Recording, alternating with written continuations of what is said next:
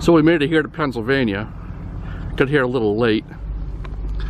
So we had a little switch up with the bikes. We left the BMW back at home and we swapped out for this DRZ 400S. Got this thing nestled in the van. Made our way down to Pennsylvania. Tomorrow we're going to start the MABDR.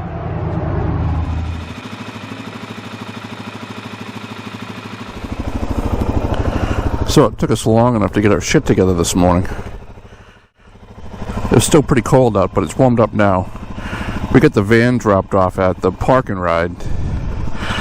We're good to leave it here for 72 hours, so we'll do 300-400 miles on the trail, a couple days, come back, circle around, get the van, head south, do it again.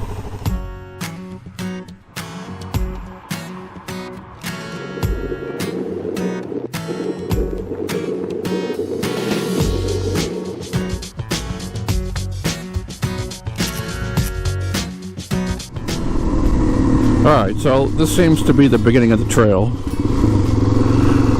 Starting off on Gee Hollow Road, according to the GPS. Sun finally came out. It warmed up to a 45 degrees at least.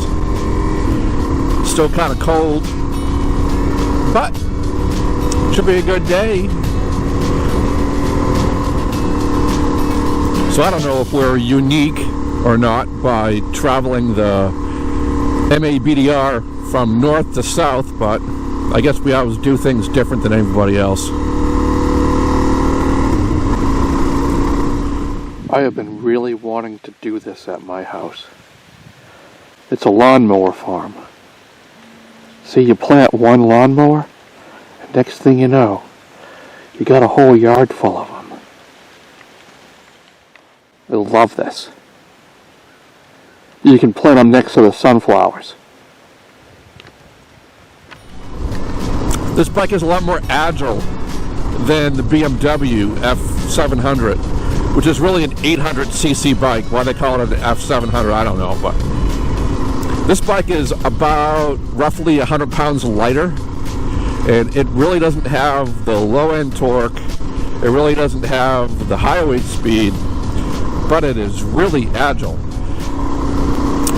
The tires are a lot thinner, and I don't know, logically I was thinking on a dirt road that compared to the other bike that I didn't understand the benefit of a thinner tire. You know, I drove dirt bikes when I was young, in my 20s, in my early 30s, but I had forgotten that these thinner tires actually, they don't float on the road as much. They actually dig in, which is a huge benefit on dirt.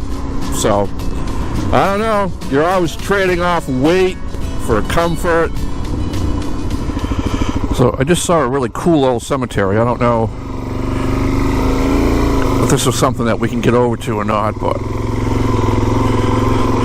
let's take a ride over, see what's going on over there. Probably wouldn't do this on the BMW. Well, I might.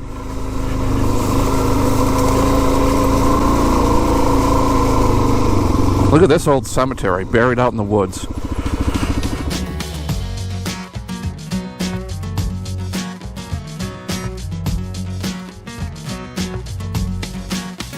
Alright, let's see if we can get out of here.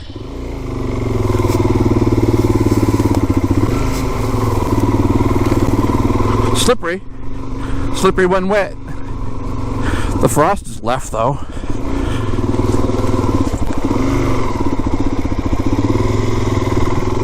Alright. And we go.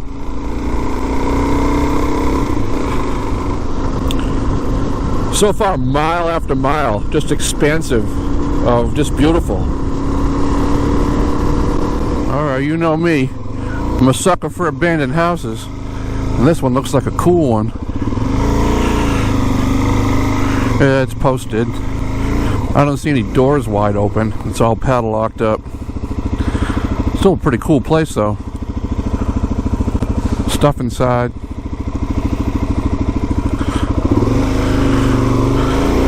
There's an old pickup truck in the driveway.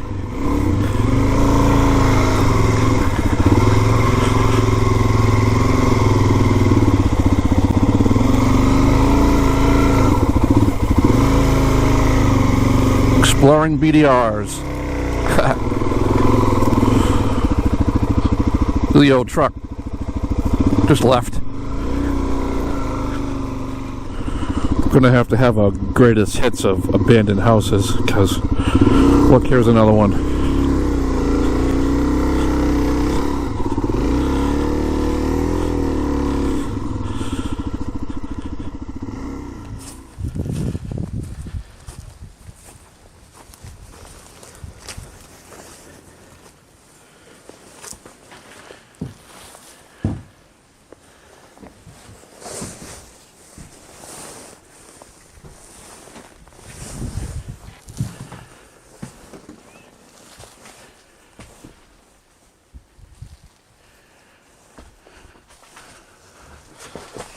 Wasn't a very big house, but looks like they might have raised some children here at one time.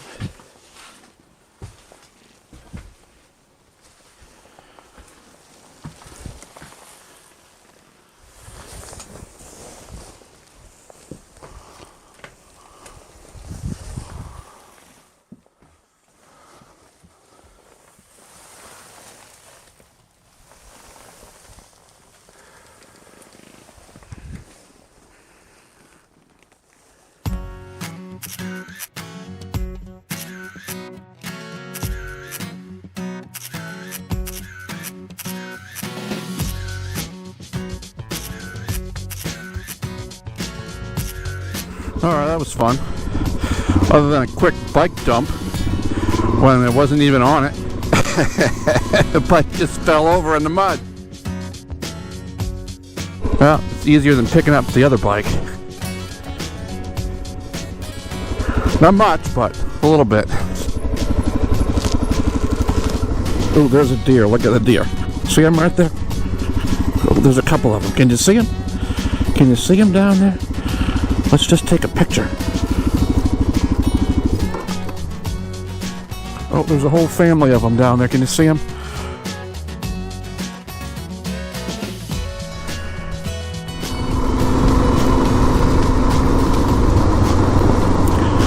This section reminds me very much of the Green River down on the Puppy Dog Trail in Vermont. Very much so. Road riding alongside the river for quite some distance. It's very, very pretty. Oh, look, there's a picnic table. I'm going to stop for a minute. Can't do this with a Harley, can you?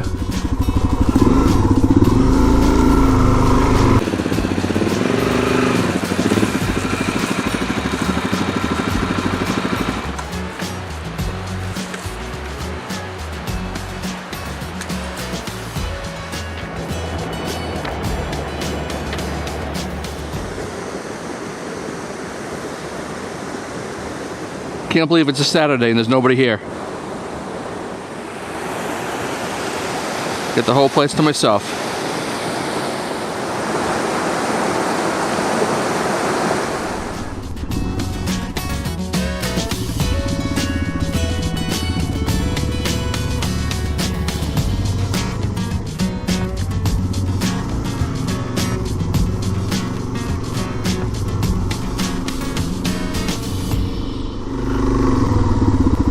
Just when you think the road's starting to get kind of monotonous, you get these little treats.